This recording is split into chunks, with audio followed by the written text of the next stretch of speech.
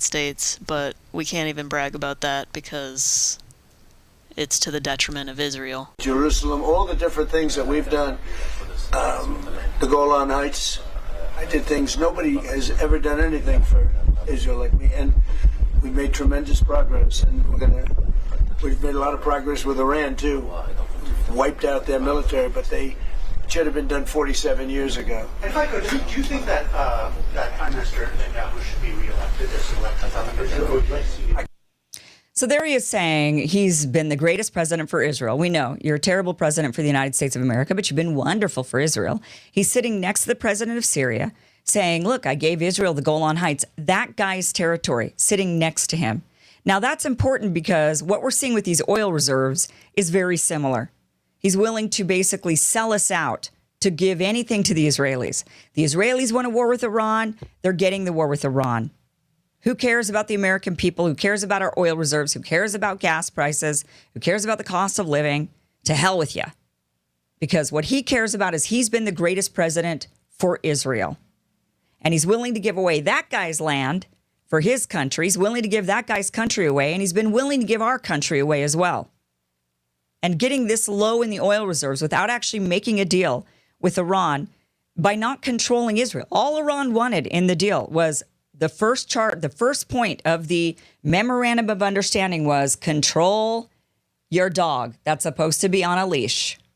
Although now I'm pretty sure we're the dog. We're the ass is what we are. We're an ass. We just do whatever Israel wants. And so Donald Trump sits there and says he's the greatest president for Israel, gives this guy's land away and gives the United States away as well. And then he says, oh, Iran wants to make a deal, but I don't know if I want to make a deal with them. As we're nearing we're nearing the end of our U.S. petrol reserves. I can't believe that Iran would come back and say that they have any interest in trying to make a deal at this point after being bitten so many times trying to make deals with people. Yeah, sounds like a farce to me. And also, somebody that's willing to sell out their own people and their own country to another country, to the detriment of the entire world, kind of makes you wonder why. Right. Actual ultimate goal. It's the Epstein list. Yeah, it always seems to come back to the same couple of topics. Yeah. We have many ways we can win, but we've already won militarily. They have very little left, and they want to make a deal so badly. They called a little while ago, they want to make a deal so badly. I just don't know if they're worthy of making a deal. I don't know that they're going to honor the deal. That's the problem. If they want to make a deal, why do you think they attacked commercial vessels? Because it's sort of crazy, to be honest. I'm such a narcissist. I just need everybody in the world to love me. Oh, okay. They're a little bit out of control, but they want to make it right. Badly. Right. So every time we've heard an Iranian leader speak, they sound quite measured, in control. They sound totally normal. They don't sound hysterical at all. But yet they're the crazy ones. And the reporter asked a good question. Well, if they're so desperate to make a deal, why did they attack the ships? And Trump has no answer for that. And he just says, oh, they're crazy. But you know who's going to be begging for a deal here soon? The United States of America when we hit rock bottom on those oil reserves. That's who's going, and then after those oil reserves, when the prices of everything go up, because we don't have any more reserves, and anything like a hurricane, any sort of tragic natural event, this would be a great opportunity for other countries around the world to say, you know what, now that the U.S. is out of oil reserves, I guess we're going to make our move because they don't have any buffer against the ramifications of what's going to happen when we start waging war against them. So a lot of things happen when you hit these oil reserves. These are not when you run out of reserves. We won't run out of oil. We still have oil. We produce quite a bit of oil, but it puts us in a position where any catastrophe. Crude oil and refined oil are two different things. And if the refineries are actually down and not just heavily damaged, then we are severely lacking in the facilities to be able to refine our own oil. Yeah, I mean, we live near an oil refinery, fairly close. I have no idea what it produces, though, if it's, LNG or petroleum, diesel, who knows what it's actually producing. But I've also noticed over the last few months that I haven't been hearing the trains nearly as much. So they were very regular, and now they're... Yeah, I'm sure because they gotta wait longer to get a full load. Yeah. Yeah. Any unforeseen event, and we're screwed. And the market knows it. And so they're going to start pricing accordingly. And here's Donald Trump saying, oh, it's them who want to make a deal. Well, pretty soon it's going to be us. We're going to be begging for mercy here pretty soon. The question is, how much pain is Donald Trump willing to allow the American people to have to be subject to before he finally tells the Israelis, forget it, we're not fighting your war anymore. We're not doing this anymore. He'll do all of it as long as the Epstein files don't come out. Always comes back to the Epstein files.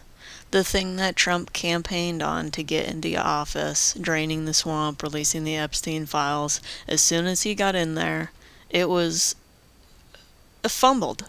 I mean, they didn't even redact the appropriate information. It looks like they ran it through an AI because it's not even consistent in what it did redact.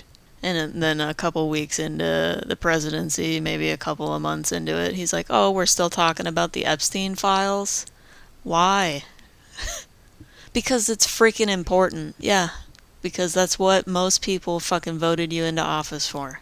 It's like Rome, The citizens didn't know Rome had fallen. They just noticed that the roads weren't being taken care of anymore. Yeah, well, the roads haven't been taken care of for a real long time around here. We're doing what's best for our country. You do what's best for you and your country. No one's going to blame you for that. But you do you. We're gonna do what's best for our country. At what point will Donald Trump actually stand up and grow a spine against the Israelis and say, we are the United States of America. We are going to do what's best for the American people. And what's best for the American people is not allowing our oil reserves to run to rock bottom. And instead we're going to pack up our bags and we're going to go home. I'm not sure if you have ever heard the theory, but there was one that I came across a while back where I forget, I think it had something to do with Hebrew, I'm not sure, but where the slaves would publicly show their gratitude or loyalty to their masters by publicly piercing their ear. Similar to the way that the shot on Trump was taken. Nice little piece of flesh taken off of his ear. Yeah, so he publicly pierced his ear. Yeah. I thought that was interesting. And we're no longer going to be threatening or dealing with the Iranians. We're just going to go home and we're going to enjoy our low inflation, low gas prices, and staying out of wars. That would be the ideal scenario. They really do love the humiliation rituals. I've noticed that. Anybody that shows any kind of support or loyalty to Israel seems to have some sort of public humiliation ritual that is associated with their announcement.